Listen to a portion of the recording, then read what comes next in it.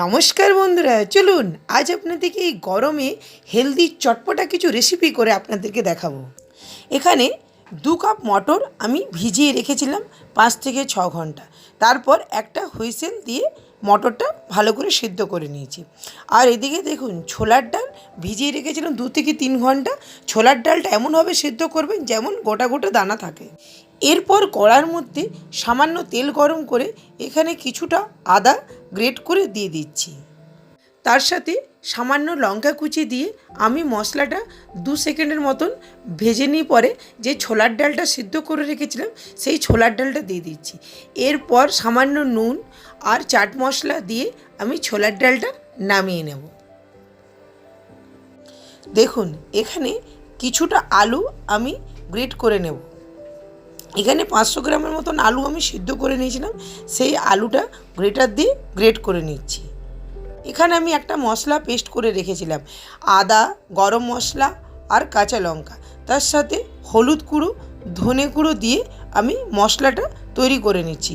কড়াইয়ের মধ্যে সামান্য তেল গরম করে 5 ফোড়ন দিয়ে আমি মশলাটা দিয়ে 2 সেকেন্ডের মতো নাড়াচাড়া করার পর টমেটো কুচি দিয়ে দেব।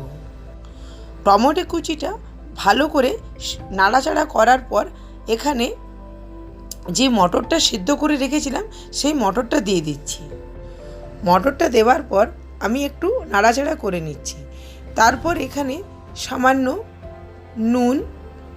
নুন আমি দিয়ে সিদ্ধ করেছিলাম, সেই জন্য এখানে সামান্য পরিমাণে নুন, চাট মশলা দিয়ে দিলাম।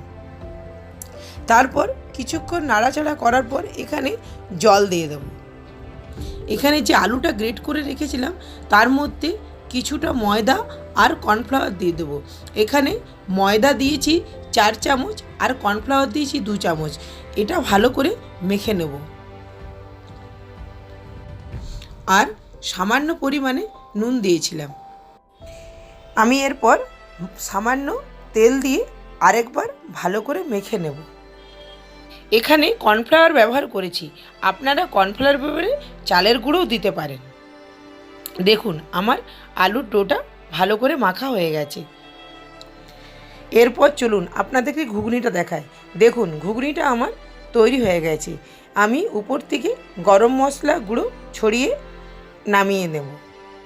এরপর আলুর ডো থেকে টিক্কিগুলো গড়ে নেব।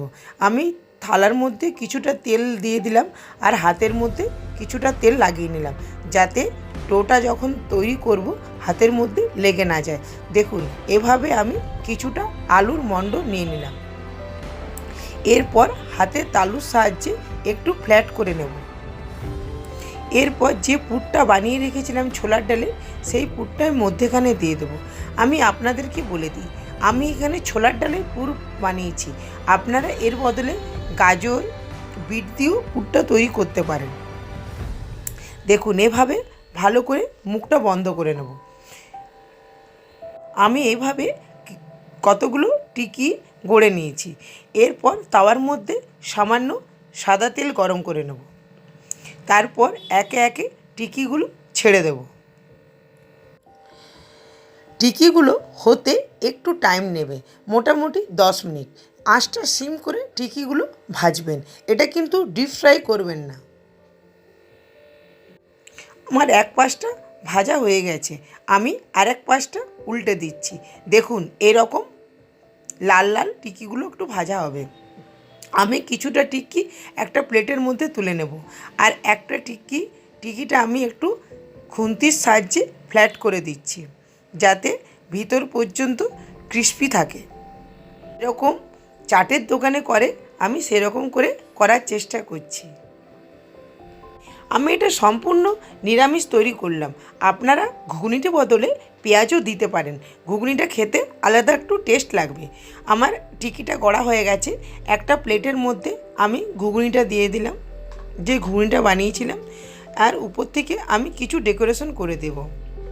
এখানে সামান্য টক দই, চাট মশলা, ধনিয়া চাটনি আর যে তেঁতুলের মিষ্টি চাটনিটা হয় সেই চাটনিটা বানিয়েছি।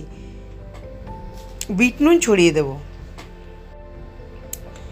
আমি এখানে মটর দিয়ে তৈরি করেছি, আপনারা কাবলি চানা দিয়েও এই জিনিসটা তৈরি করতে পারেন।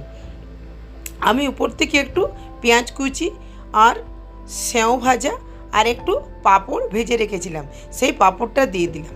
খেতে একটু ক্রিস্পি লাগবে। ভিডিওটা ভালো লাগলে লাইক, শেয়ার, কমেন্ট এবং সাবস্ক্রাইব করে দেবেন।